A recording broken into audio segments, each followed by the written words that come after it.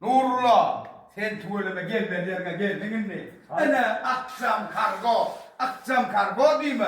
Henna eline ucuyup tutuca pırla adamlar var ya. Hatay'dan gelen yükleri Mağdinin de o küçük Hataylar Cancudağın hazmatta. Yani Nurullah, Cancgu, nerede o önlüptü? Akşam kargo bile yakınlasın. Mununa bereketli var çuyumdu.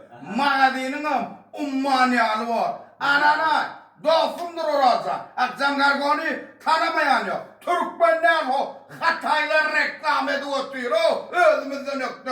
Sakarıp yetiştiğim orası Türkmenistan'a yetiştirip durdu ya o. Hem bir ağaç kolayla bir kuvvet ho ben bekme. Hayatım açalanca. Yaranını yar Orasan babamı incikimi yürüyüp getirenlerim. Akşam kargo diyen vaktinde dikkanırdı. Ne orası? Bana bedo.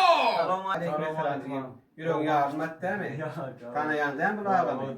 Ağamdır. İnsana mağaba.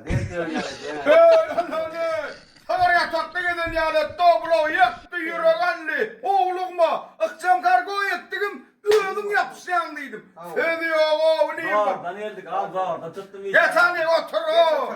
Nurullah Can. Hava dinle ya lan. İnsana yine yani bulaysın. Ben buna ruhsat ver yani. Ha Nurullah bu zındıktan başayla ya gibi de gerek vermez. Saltırağın imzan. Ağamcan. Hava da olsun. Senin tem haritlerin elinden satacağını.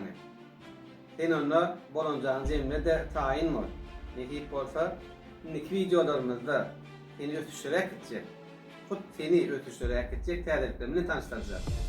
Sen bizden taşlaşma, böyle bana. Tamam, doğru söylüyor.